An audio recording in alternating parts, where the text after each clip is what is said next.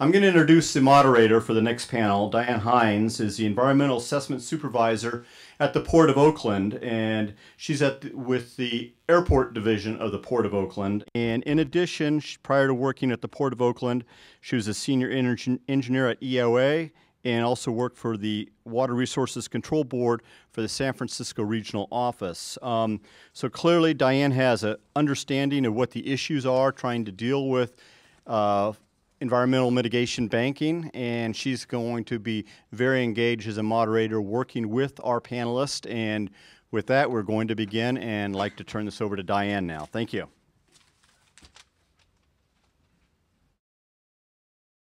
Hi, everybody.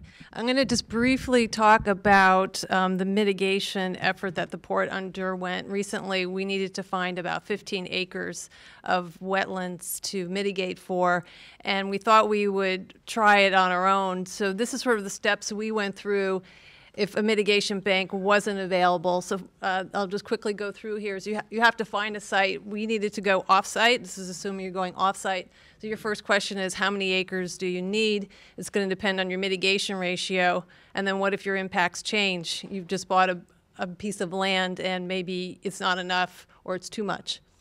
Next, you'll need to design and construct your mitigation site to create or enhance wetlands. Then you'll need to monitor the site. For how long and what do you monitor for? Most simply, you would do a jurisdictional delineation initially and then at the end of your project, but probably you'll need to monitor for more than that for about 10 years. And I can guarantee you, after 10 years, no one in your organization will wonder why you are still spending money on this site. Your capital project is going to be long gone. And then the risks. We heard a little bit earlier about the risks of not being successful. Can you buy insurance? And we looked into that, and there is no insurance product out there right now for something like this. At least I wasn't able to find one. Finally, you'll have to record a conservation easement on the property, and you'll want to transfer the site. And who will accept it, and what will be the terms? Then you'll need to also fund an endowment. So there's quite a lot involved, and this is a brief perspective of the experience I went through. Okay, now I'm going to introduce the panel. And we have Justin Semion with WRA, Bryan Matsumoto with U.S. Army Corps of Engineers. He's on the interagency review team. Maura Moody with NOAA Fisheries, and she's very involved with conservation banking. Eric Gillies with the California State Lands Commission, and then Max Keech, who is the owner of the San Francisco Bay Wetland Mitigation Bank. So I wanted to look at the application of mitigation banking to subtidal habitat, specifically looking at eelgrass, and this is sort of both links to the earlier part of the presentation today with the LTMS and to the historical focus of Bay Planning Coalition being on these subtidal habitat areas. And, you know, as Ben mentioned earlier, the mitigation banking is a great tool, fantastic tool for balancing conservation with the need for development and infrastructure. And he also mentioned it works great for wetlands and species credits, and these are credits where the demand for the credits is high because of the high degree of existing regulatory infrastructure and the wide breadth of service area that is available for those credits. And I think a lot of you may be familiar with these maps. It's the Bay-wide eelgrass inventory showing the areas of eelgrass overlaid with the areas of dredging projects in San Francisco Bay. So this is sort of a background. Just I know that eelgrass is a big issue that I work on a lot. That comes up with a lot of these projects. The tendency in the majority of these cases is for eelgrass to occur at the margins of the dredge areas and fairly irregularly within the actual dredge footprints. And so that does lead to a great deal of effort when eelgrass actually is encountered within the dredge footprint or project footprint, and a lot of effort is expended to determine appropriate and feasible mitigation for those areas. The two big ones that come to mind in the past 12, 15 years, some of the Port of Oakland deepening and some of the mitigation that was required there, as well as the Bay Bridge project, which is a big one earlier in around 2000. In the past 5 years, there have not been too many eelgrass mitigation projects required. I went through just the Corps of Engineers public notices, as well as my historical database of where these projects have actually had impacts to eelgrass. And in many cases, the eelgrass is encountered in the footprint, and the entity may decide to simply avoid that area, because oftentimes it's a marginal area that may be able to be avoided and not necessary to dredge. But that does lead to complications, as I mentioned, for those projects that do encounter eelgrass. So to explore kind of the viability of a mitigation bank for eelgrass, went through those historical projects in the past 5 years. There's 4 of them in the past 5 years that I was able to find that actually needed mitigation in San Francisco Bay. So that is problematic, as you can see from the bottom number, from the perspective of a private investor who may want to invest in a mitigation bank, eelgrass mitigation bank, and that it does not generate a positive return for those private investors. I want to emphasize that this is sort of a back-of-the-napkin calculation that's not based on a specific project, and the circumstances of a specific project may influence the results of that calculation, but this is just sort of my back-of-the-napkin calculation. It's really intended to demonstrate that while mitigation banking is a great tool, it may not be necessarily a viable tool in all cases. In this case, for eelgrass, I estimated this net present value is based on a 15% return, and that's about half of what investors in these banks are generally expecting to see as a return. Another important point to make on this number is you do reach a break-even rate of return at about 5.5%.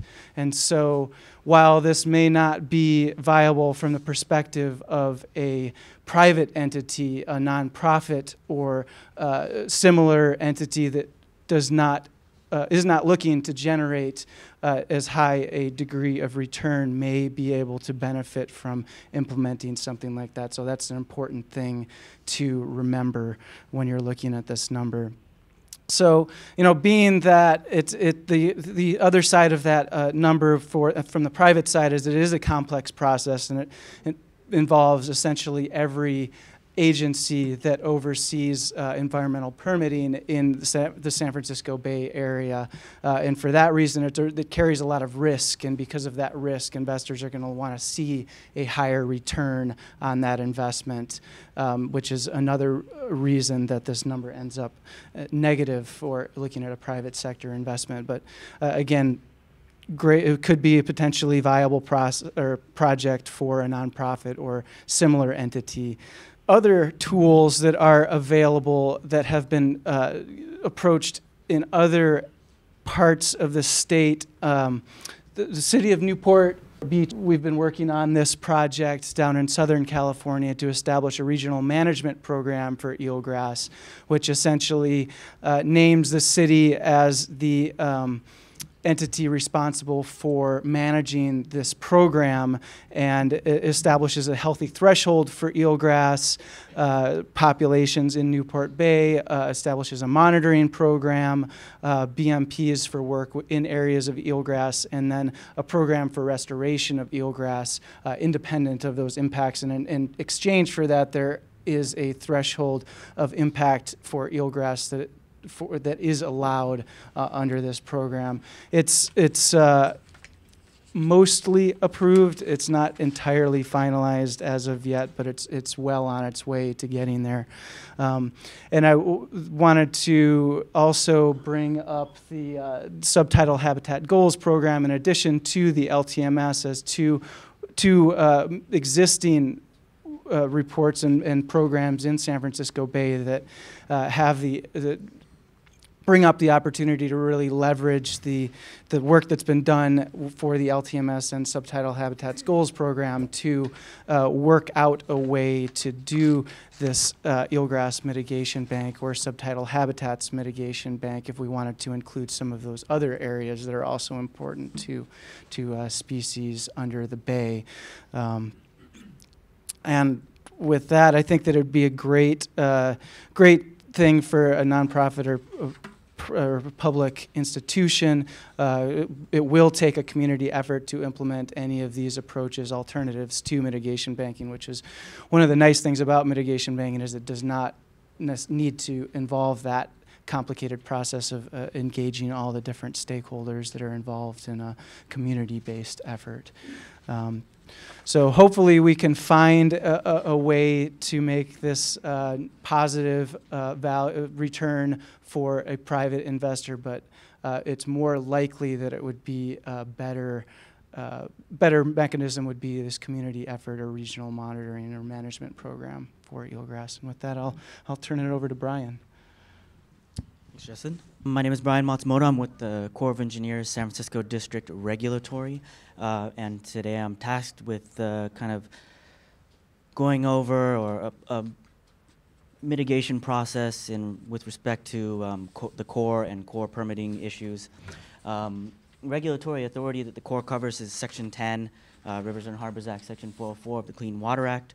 As far as mitigation, you probably won't be using Section 103 at all. That has to do with transportation and dumping of dredged material in the ocean. Section 10 you may see with tidal marsh restoration or that type of mitigation in navigable waters of the U.S.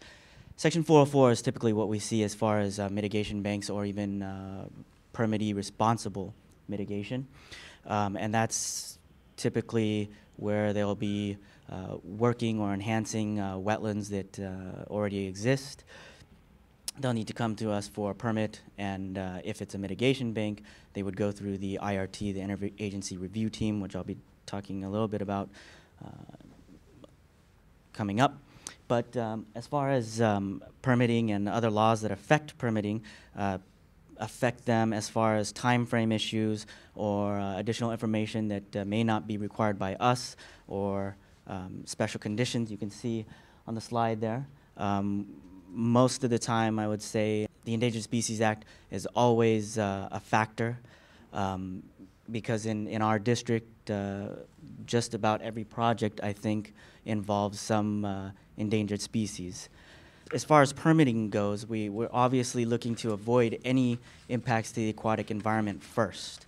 If you're coming to us, chances are you did your best to look at that, and then we're looking to minimize that impact. Once that's minimized, then obviously we would mitigate for that.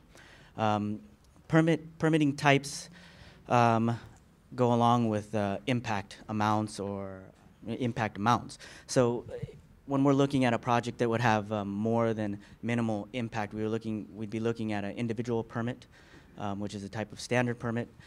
That includes a public comment period, typically of about 30 days. Our headquarters has mandated that we get through this process within 120 days. Again, there are potential delays, which I'll talk about in a little bit. But there's also the letter of permission, which is an abbreviated individual permit process for projects that have minimal impact. I'm not sure if I mentioned, but individual permits would be more than minimal and would not meet, say, a nationwide permit requirement or letter of permission. Letter of permission is typically about 60 days. That does not entail or does not include a public comment period, but it does have an agency comment solicitation period. And for projects with smaller impacts, minimal impacts that have that go on.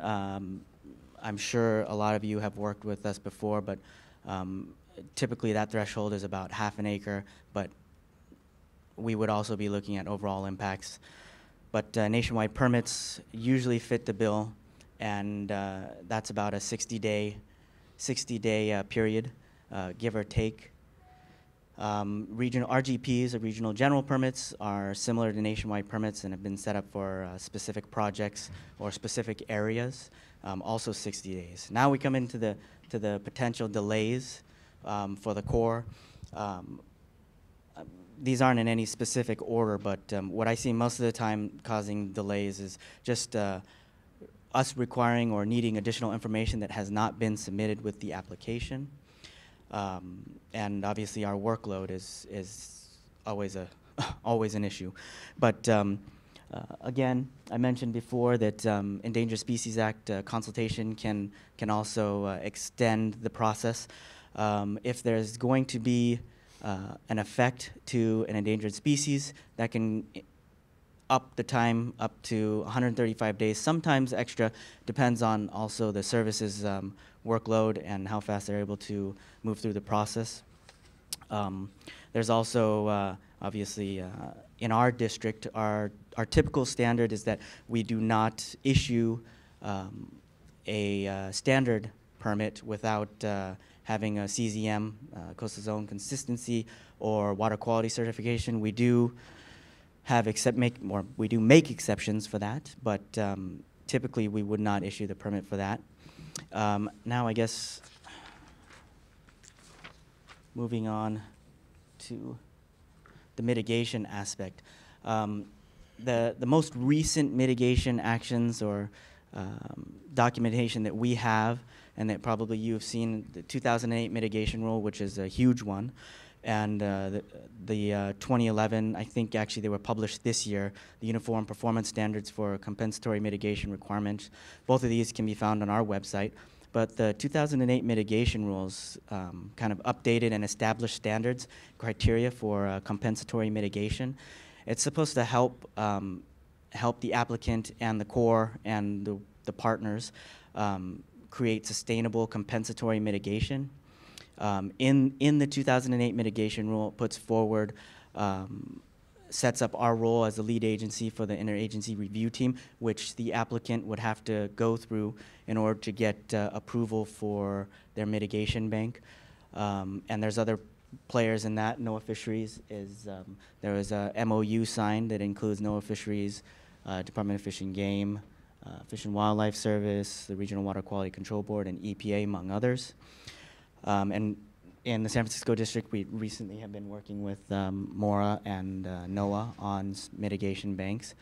But it helped, the rule also will set up uniform and effective, what we're seeing anyways, uniform and effective standards for the banks themselves, and improve predictability and efficiency, both from the agency standpoint and from the sponsors.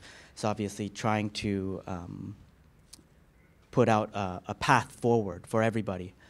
And it also includes, a big portion of this now is that it includes public participation. So they'll have a chance to comment on several levels of the banking process. Time frames, again, on there. It's supposed to be a total of 225 days or less. That's dependent on a bunch of different things, permitting, consultation, how quickly the bank sponsor is able to get in the information. I also have the recommended hierarchy on there, which is more of a soft preference, but that has to do not only with mitigation banks, but permittee responsible mitigation, in that the soft preference, or the general preference, is mitigation bank would be the first preference for us. And then in lieu fee, and then we go to permittee responsible mitigation from there. Let's see, obviously the required information differs between permittee responsible mitigation and mitigation banks and in lieu fees. That's all spelled out in the mitigation rule. I don't really have time to get too much into that, but the mitigation rule also focuses on a watershed approach, which goes back to helping create a sustainable mitigation project. The 2011 Uniform Performance Standards is more for us, but also helps the applicant in creating consistency with our mitigation ratios and helps us document how we got to that point. There's a lot in that document that, again, I don't have time to get into, but I'll be here after this if anybody wants to talk specifically about that. And the last thing I want to bring up is the pros and cons of permittee responsible mitigation versus the third party or bank and in lieu fee. The number one issue is going to always be liability. Financial liability will lie on the applicant if they choose the permittee responsible mitigation route. That sometimes is a problem because that liability goes through the first 5 years of monitoring, and then also the applicant would have to put into a non-wasting long-term management fund, which can be a problem in this day and age, putting that money away instead of using it for the company.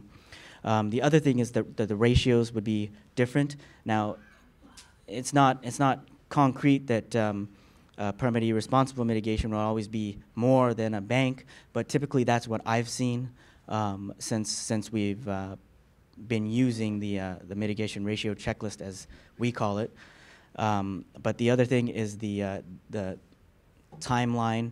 Now this is both for the permittee responsible mitigation and the mitigation bank. Timelines will obviously differ, but what I'm looking at is more the timeline for credit release on the mitigation bank. This is where we're getting into a little bit of a con for the bank, in that the bank, once the bank is signed, you will not get all of your mitigation credits as far as the 404 credits go.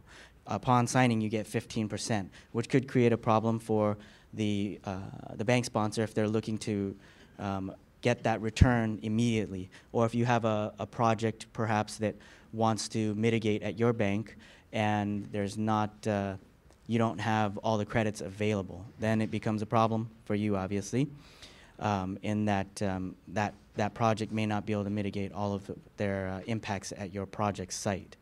There's obviously more pros and cons than that, but I think I've met my allotted time, so I'll pass this on to Maura, and we can talk more after if anybody has any additional questions. Thanks, Bryan. And then I want to just mention on Maura's biographical information, it looks like she's been pushing to get NIMS credits on the Army Corps' ribbit system, which would be very helpful, and very interested to hear about that if you're going to talk about it. So I'm the Regional Conservation Banking Coordinator, which is a really highfalutin title that came without a raise. And I'll tell you a little bit about our program. We're really fledglings in this mitigation banking arena, but there's a small group of us that think it's a really good thing. And I'll tell you why. We came out in September with our final Central California Coast coho salmon recovery plan. And in that plan, in our analysis in developing the plan, we saw that most of our extant coho populations on the coast of California are on privately held lands, a lot of timberlands. And there's no hook for a federal agency to do a consultation on private lands. Those are areas that we would love to see protected for the benefit of salmon, but we don't have an entree. And conservation banking is a potential entree for good stewardship of those lands. So I really came to be a believer in the banking world because of our goals for recovery of the species. I'm sure most of you know that we have 5 endangered or threatened species that migrate through the bay: green sturgeon, Central California coast steelhead. A lot of the streams in the bay still support steelhead. So there's certainly opportunities for good stewardship for those species. Back in 2010, we worked on a guidance document for the Southwest region, that's California, and I was part of the team that did that, and the Northwest region now is picking that up and developing their own guidance. 4 banks that NIMS has been signatory to here in California, but I'm looking forward in my crystal ball and thinking that that might grow to a much larger number. We have signed the interagency agreement with the Corps to use their tracking system, Ribbits, and in fact I'm having lessons with Mr. Ribbits, Steve Martin, in the next month or two to try and get all of our banks in. And I got another title from that effort. Now I'm the NOAA Ribbits Administrator. No raise for that either. We also just came out with our draft eelgrass mitigation policy, and there's been a lot of interest in that. Essentially, it's analogous to the no net loss of wetlands, and NOAA Fisheries have been very interested in ways that we might protect those special habitats. They're so important as nurseries for commercial and recreational species.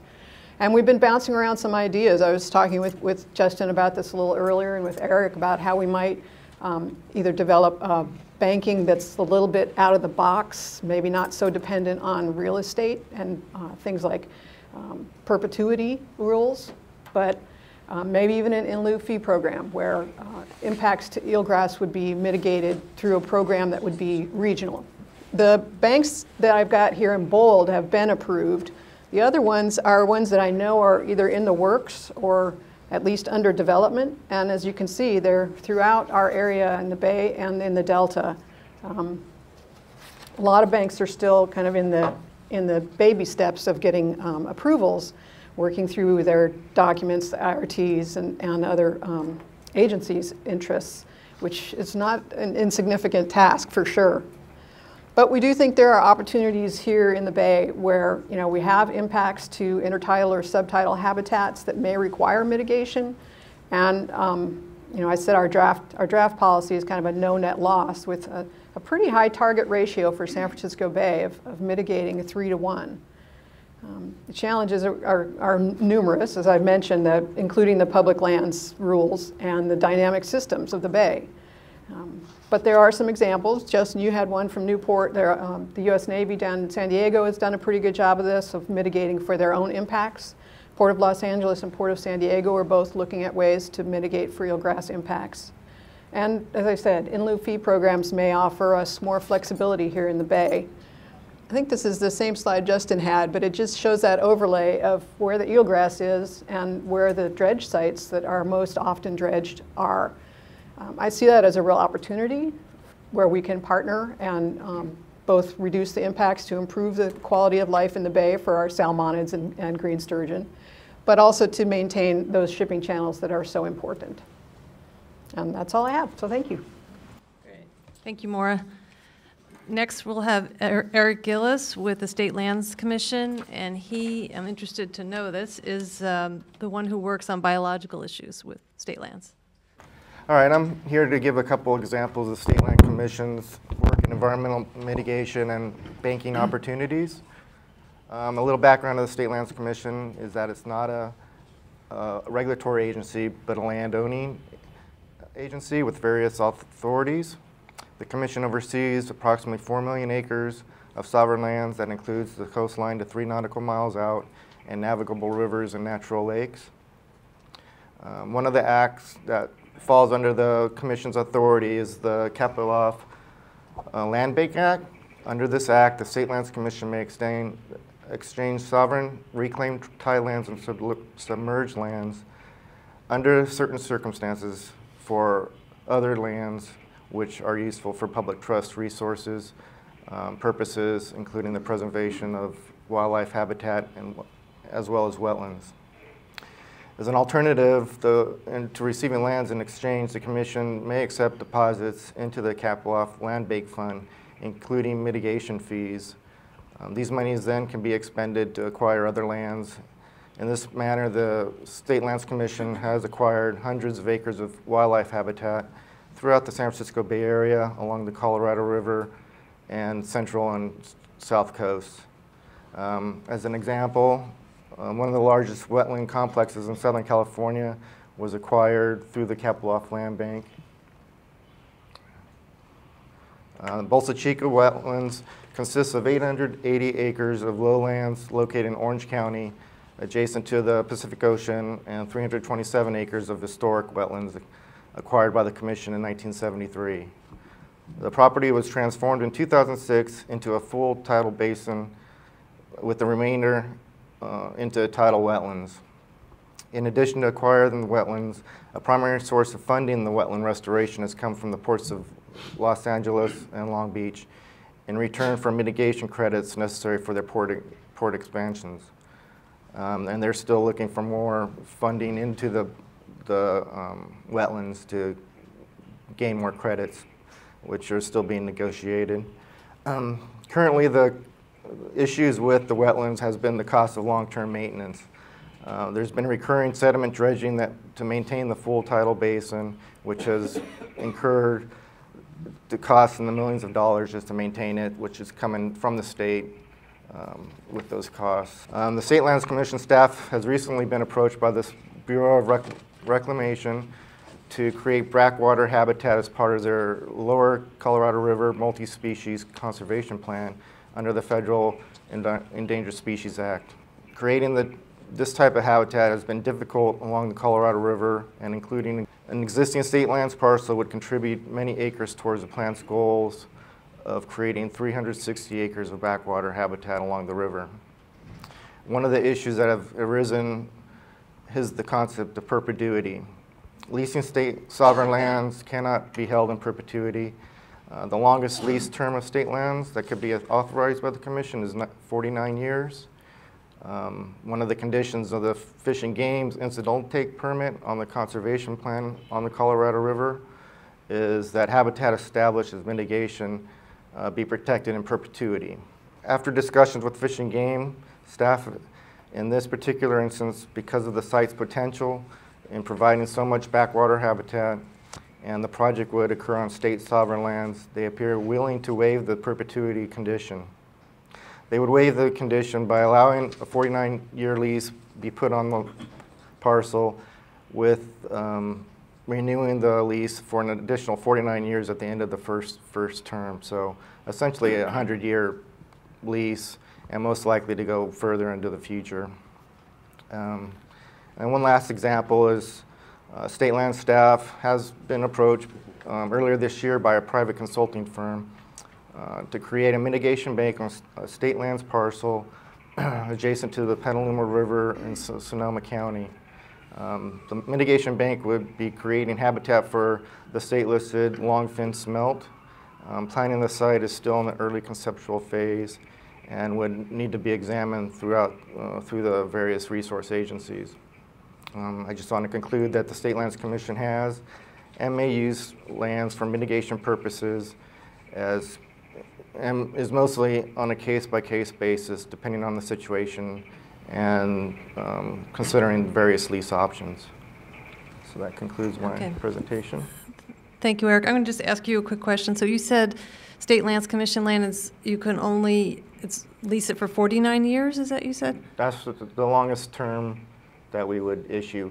Typically, our lease terms are less than that. For, let's say, a private pier, let's say in Tahoe, are usually 10-year leases, and they get renewed every 10 years. But for public agencies, public agency use, we can go up to 49 years. Okay, up to 49. Yeah, that's a big issue, the in perpetuity in the 49 years. Thanks, Eric. And finally, we have Max Keech. Everything in our society involves the specialization of manufacturing and labor. Virtually none of us today make our own clothes, grow our own food, or build our own houses. And the concept of mitigation banking is really bringing that specialization to habitat restoration. Historically, applicants have done on-site restorations in small postage stamp size pieces that had very little habitat value long-term. And by using a team of professionals on much larger pieces of property in environmentally more important locations, we're able to create much better habitat and get a much better environmental outcome. From an applicant's perspective, the idea of mitigation banking is to offer a reasonably cost-effective solution without all the timing and other risks associated with their own habitat restoration. Last year, I completed the first wetlands mitigation bank in the South San Francisco Bay Area, the San Francisco Bay Mitigation Bank.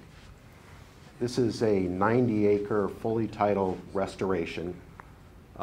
It's the largest component of a bigger project called the Preserve at Redwood Shores. Also included a K-5 school for 450 kids, 150 townhomes, a park, and a very extensive trail system.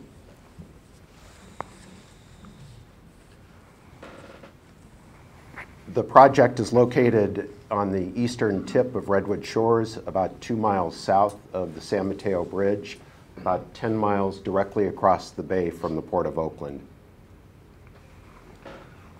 This slide shows a blow-up of the area. It's an environmentally important piece of property. It adjoins Bird Island. It's within the recovery plan for the endangered California clapper rail. It's also a target parcel within the Don Edwards federally mandated wildlife boundaries.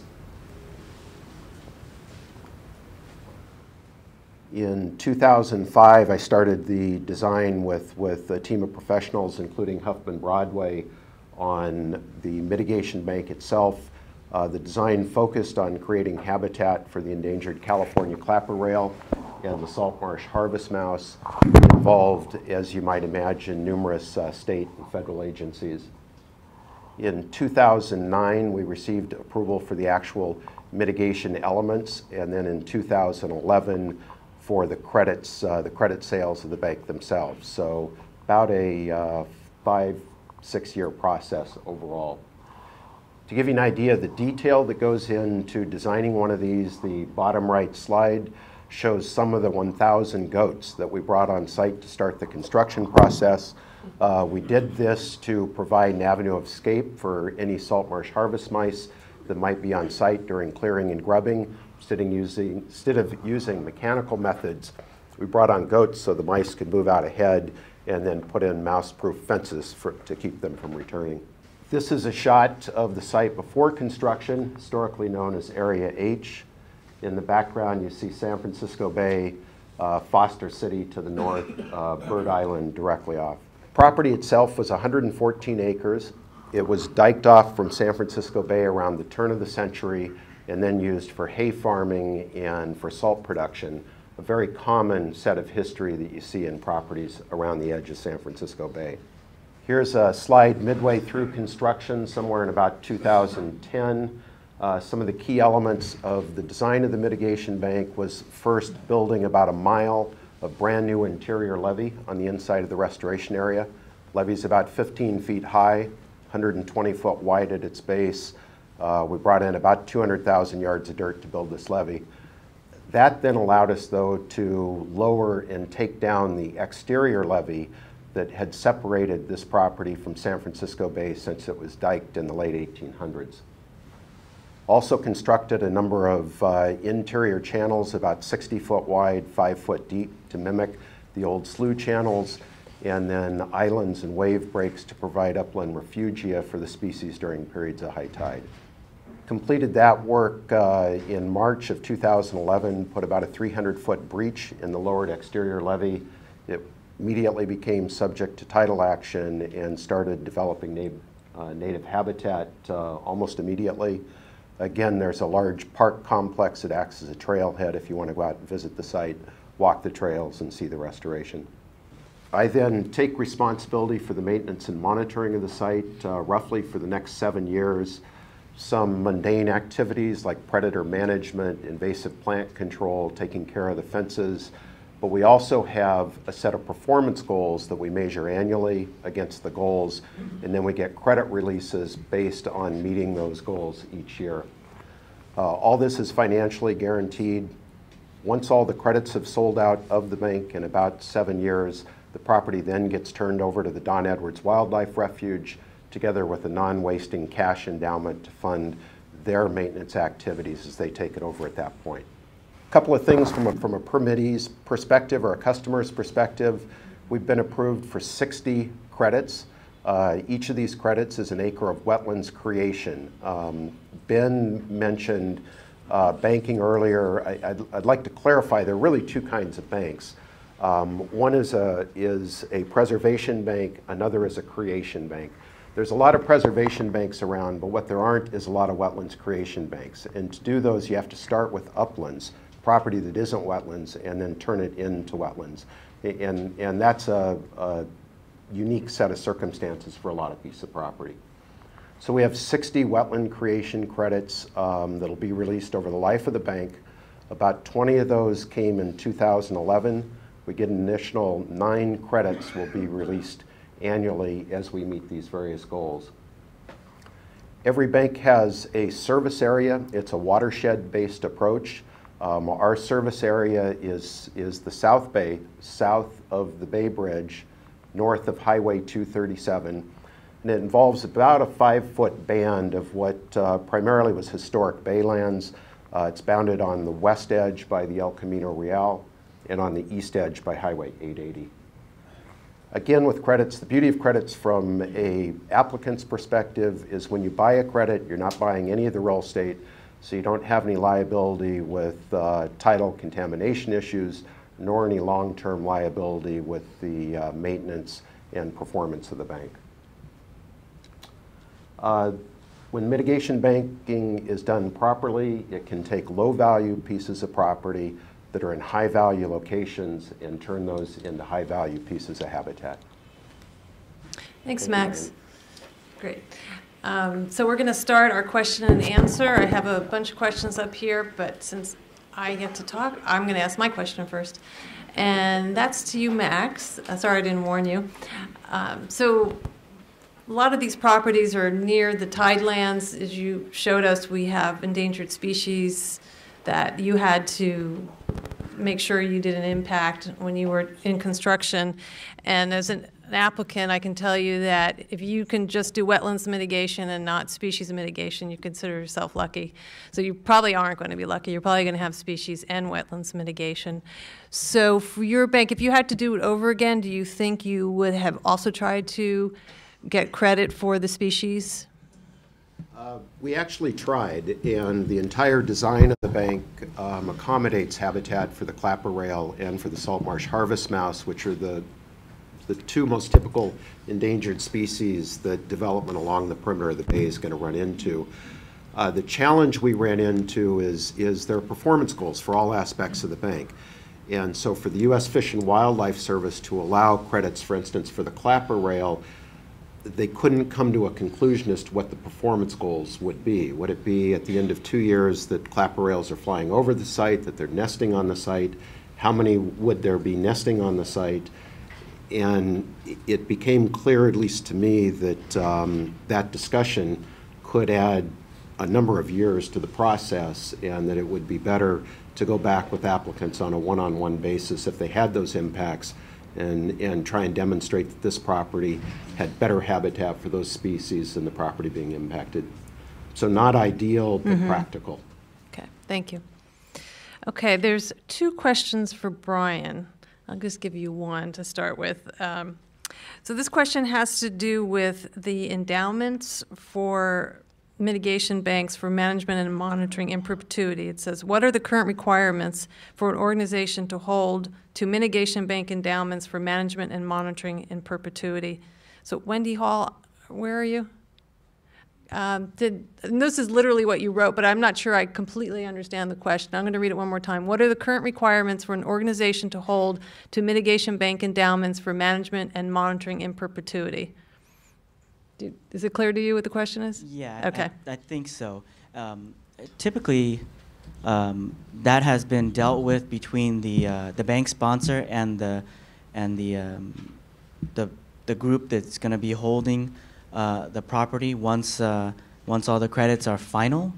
I'm trying to think of a recent example on how much they were required, or I guess the estimated percent return, but I'd have to go back to the office and look into that for, where's the person? Oh, okay. But if you want to send me an email, I can look into one of the more recent banks that was signed and get some additional information for you on that. But typically, we're not involved with that process between the bank sponsor and the third-party landholder. So this is a general question, and one that I ask myself over and over again after reading the 2008 mitigation rule, which, as we heard, encourages banks, but you might not know that if you were going to use a mitigation bank. So the question for the panel is, if resource agencies, especially the Corps and EPA from the 2008 mitigation rule, like mitigation banks, prefer mitigation banks, why is it so cumbersome, the process to establish a mitigation bank? Let's talk about San Francisco Bay Area. I can only say that the rule sets out a specific path to get to that endpoint, and anything, you know, when we're looking at these, we're obviously focusing on trying to make something sustainable that can last without a whole lot of management, and have a you know, be successful at that. And I think with all the standards that have been put into the mitigation rule, it will get us to that. And if that makes it more cumbersome, you know, at least from my perspective, the end point is worth it. Making sure that the mitigation that is provided is functioning properly, and is in a good location as far as the watershed is concerned. Okay. Let me take that from a private enterprise perspective. Mitigation banking ultimately is a real estate development activity, and it involves needing to meet certain rates of return. You have to start with a piece of property that's in a good watershed that has potential users. You have to start with a piece of uplands and create wetlands. Those are fairly unique pieces of property. They cost a lot of money. There's about a 3 to 4 year process to entitle a bank, 1 to 2 years to build it. Your credits start getting released. The Corps currently requires that for an applicant to use a credit at the time of application, the credit has to be issued. So somebody like Diane, when she puts in her application, says, I need some credits, but she won't be through the process for 2 years. So she has to tie up the credits then, but doesn't fully pay for them for 2 years. So if you do that timeline, there's about 7 years between the time you start the process and you receive your first payment. It's about 13 to 14 years till you sell out of the bank if everything goes well. So it becomes a very challenging set of economic and real estate circumstances to make all those things come together. Okay, so we're going to get back to this in perpetuity, which is one of the things that really scares me too about mitigation. Nobody wants to be on the hook forever. So how are regulatory agencies evaluating the requirement to preserve in perpetuity in light of changing conditions? So we have climate change, sea level rise, we're on the hook in perpetuity, but we know things are going to change. This is a question for everybody on the panel. Well, as a salmonid biologist, we think sea level rise is not all bad. Yeah. And I don't mean to be facetious. Certainly we have a responsibility to our constituents, our stakeholders, and to bankers in general that we do hold them all to the same type of standard. That's that standard of perpetuity. Ideally, a bank has a plan, a long-term management plan that will address things like sea level rise and figure out how to fund whatever needs to be done to maintain those conservation benefits. And I've seen a lot in terms of adaptive management to answer that particular issue, and that comes, as Maura mentioned, as part of the management plan for the bank. You have to discuss how you might, the triggers for what might require additional actions in order to ensure that the bank is preserved into perpetuity, and that's adaptive management as part of that plan. Okay, here's a question about the finances to Max. What returns are expected by investors in terms of equity or lenders' debt to fund mitigation banks on an internal rate of return year over year compounded percentage? I'll take the lender's perspective first because that's probably an easy one. Traditional lending, bank lending, just wouldn't exist for something like this. You can't appraise it or underwrite it. There's just not enough comps in the marketplace. Traditional real estate, if you're developing an office building or homes, given the risk involved in it, has mid-teens sort of rates of return required, 17, 16%. For something like this, it's much more risky and speculative. Probably Ben mentioned 30% earlier. I think maybe somewhere in the low to mid-20s. But given the long time frames that I laid out previously, those numbers can add up pretty fast. And even harder maybe than the absolute rate of returns is the predictability on when you'll sell credits and to who. You know, you can look over a 10 or 20-year period of the number of permits issued in a particular watershed, and you'll see that you can bump along with virtually no permits issued and then have a permit for a fairly substantive amount of mitigation to a big public agency and then have very little activity. So it's real hard to predict what the user needs are over, say, the next decade when you're looking at doing a bank. Okay.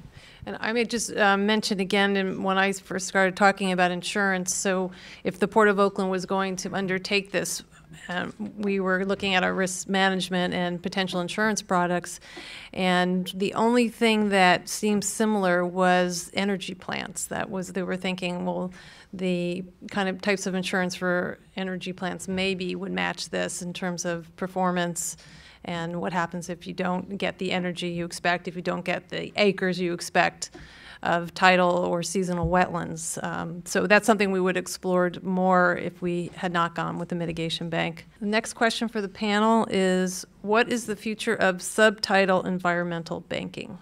I mean, I think that can vary tremendously, as I mentioned, depending on where you are and the type of area that you're looking at.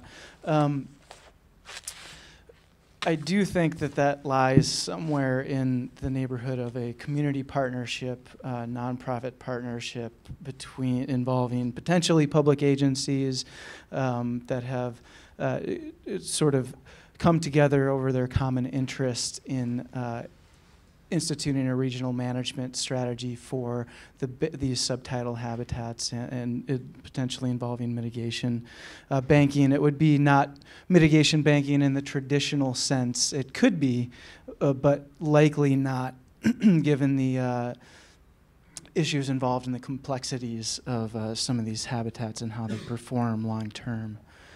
Well, there certainly are some challenges, and we've talked about a few of them. One of the other things that we're bouncing around in my office is the dynamic nature of eelgrass and how do we measure whether or not a bank or in lieu fee program is performing. And it's pretty hard to hold a banker to a certain aerial extent because it's a dynamic system, and some years are better than others. But we have to think about some ways to measure that success, and I'd appreciate any of your ideas, so please let me know if you have any. Okay, here's a question for Bryan, Maura, and Eric. In permitting mitigation banks, is there consideration for quality of habitat, or is quantity the sole metric? One thing we heard from Max was that if you're going to do creation, which is the most valuable banking, not just enhancement, you're going to have to take a piece of an upland property and make that wetlands. So is it just the jurisdictional delineation, or are you just going to delineate it before and after and you're done? When you have probably multiple agencies involved, is that going to be your sole metric? We'll hear from the panel. So is there consideration for quality as well as quantity? Yeah, I think the mitigation rule takes a look at functions and services of the aquatic habitat.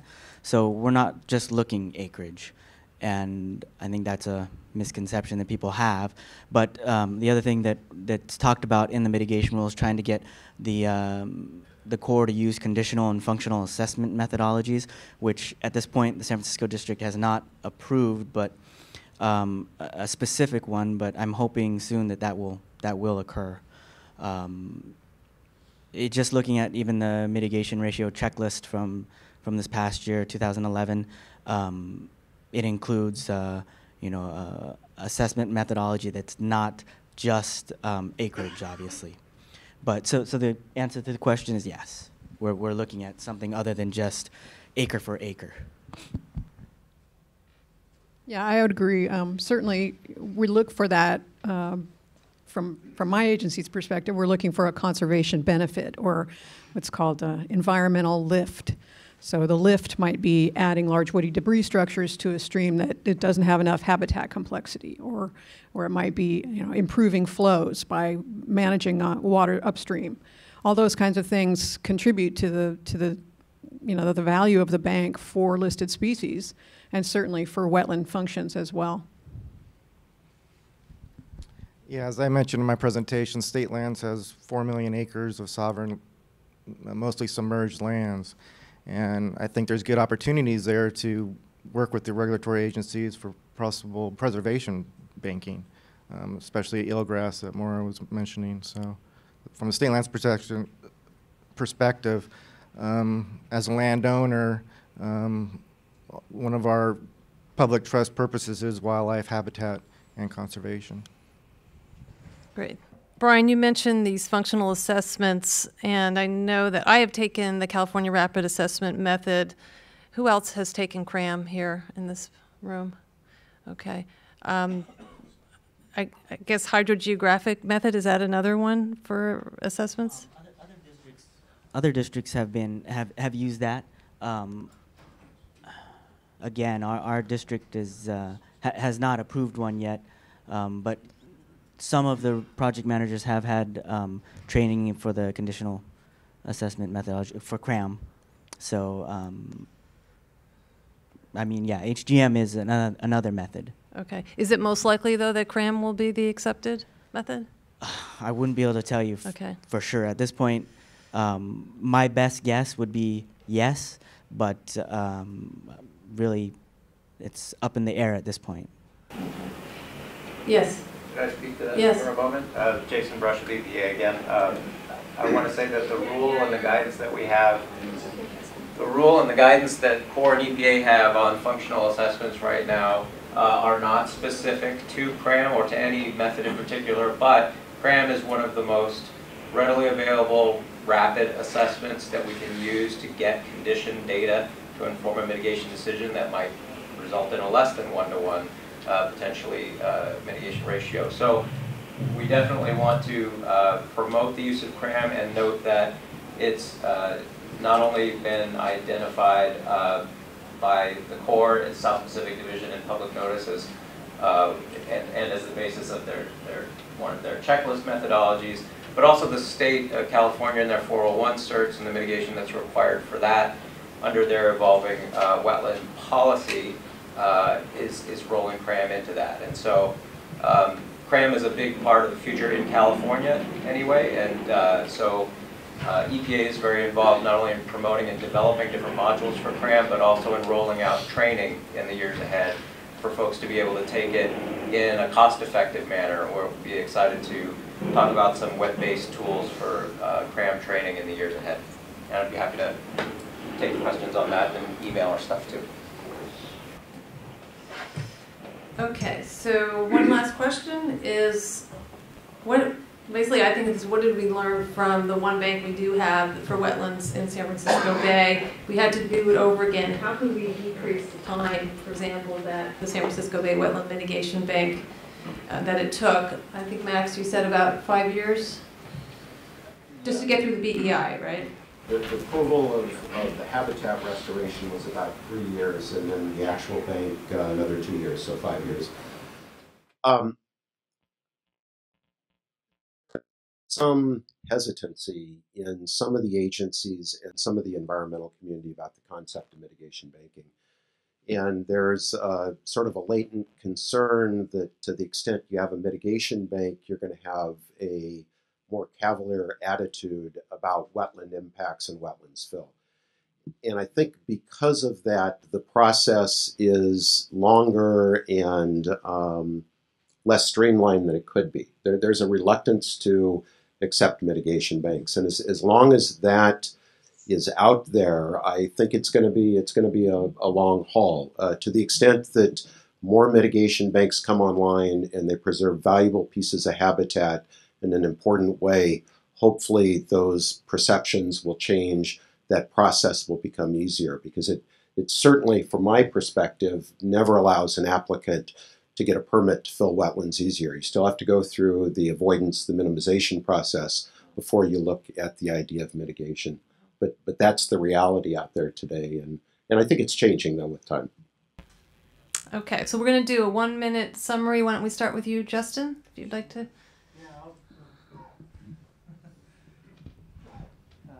I'll start my summary with sort of a bit of a clarification on that net present value figure for those of you who may not be entirely familiar with how net present value works, and that it does, the bank does, Eelgrass Bank would generate a return of 5.5%, but that is just not at the rate of return that most people are looking at for a mitigation bank when they're investing in these properties. And the additional complications of having all of the resource agencies involved in approving a subtitle bank would increase that risk, and subsequently, or as a result, increase the return that was desired. And so that's really the primary reason that I see the future of subtitle habitats as being a community effort and resource management, less along the lines of banking.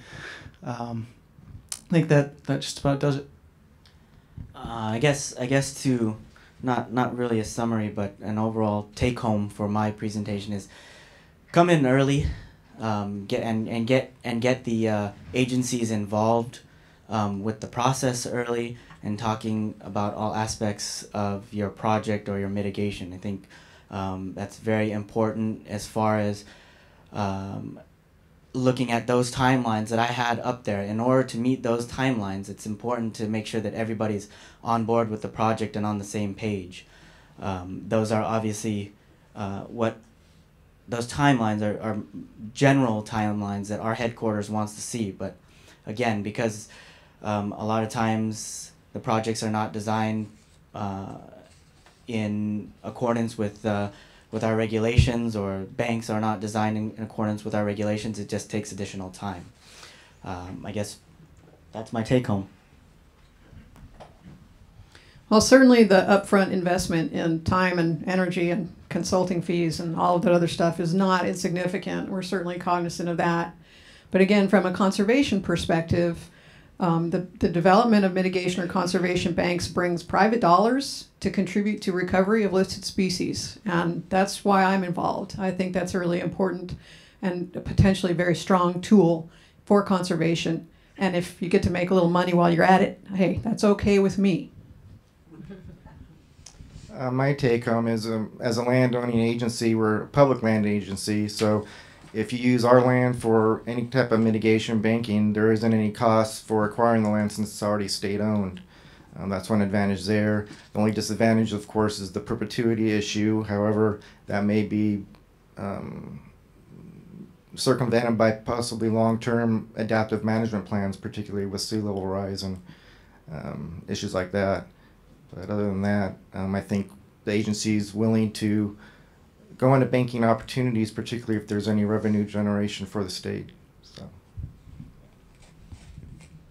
Two closing thoughts. One, if you've got a mitigation need and you're in the service area of a bank or close to the service area of a bank, go see your banker. Part of what we do is to help determine whether or not the credits are appropriate for your needs. Typically, we don't finalize any sale until you've got your permit, so it's in our best interest to move you away from the bank if it's not appropriate mitigation, help you through the process where we can. The other thought I've got is that I think there's great promise in mitigation banking. There are some important pieces of property out there that are in environmentally significant locations, and if you could put private enterprise to work on those in a way that was beneficial to the agencies and the environmental community at the same time, I think some really cool things could be accomplished. So I'm hopeful for the future.